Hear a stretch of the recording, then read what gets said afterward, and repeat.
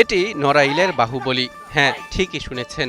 ২৮ মণ ওজনের এই গরুটির শরীরে এতটাই শক্তি যে বেশ কয়েকজন লোক মিলে রশি দিয়ে বেঁধেও নিয়ন্ত্রণ করতে পারছে না অবলা এই প্রাণীটিকে। তেজি এই গরুটিকে সাধারণত গোয়ালঘরেই বেঁধে রাখা হয়, কিন্তু মাঝে মধ্যে বের করা হলেই সে হয়ে যায় বেসামাল। জানান দিতে চায় তার শক্তিমত্তার। এ সময় বাড়ির সবাই মিলে তাকে সামলানো বেশ কঠিন হয়ে পড়ে।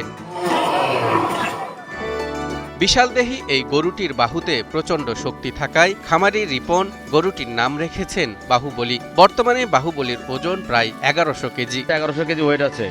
বাজার মূল্য আছে বর্তমানে আমি ১০ লাখ টাকা দাম রাখছি। কালোর উপর সাদা ছোপ ছোপ বর্ণের অধিকারী ফ্রিজিয়ান জাতের এই গরুটিকে গত ২.৫ বছর ধরে ভীম লিকুইড এক ধোয়াতেই তেল চর্বি সব পরিষ্কার মাত্র ৫০ টাকায় লালন পালন করছেন নড়াইলের কালিয়া উপজেলার খরড়িয়া গ্রামের খামারি রিপন মিনা। আমি ২.৫ বছর থেকে পালন করতেছি। জানা যায় কোরবানির ঈদকে কেন্দ্র করে ২০১৮ সাল থেকেই ষাঁড় মোটাতাজাকরণের কাজে যুক্ত আছেন রিপন। এবার ঈদে বিক্রির জন্য তিনি মোট ২২টি ষাঁড় প্রস্তুত করেছেন। আমার খামারে বর্তমানে ২২টা গরু আছে, শাহিওয়াল জাতের গরু। তার ভিতরে একটা বিশেষ আকর্ষণ আছে বাহুবলী।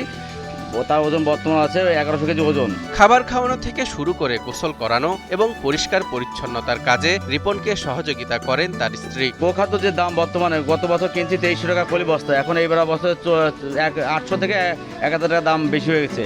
কারণ বাজার মূল্য যদি বেশি পায়, আমি আশা করি আমার দেখা দেখে আরো খামারে উদ্যোক্তা বেড়ে যাবে। খামারি আশা করছেন প্রাকৃতিক খাবার দাবারের মাধ্যমে বড় করে তোলা এসব গরুর তিনি ন্যায্য দাম পাবেন।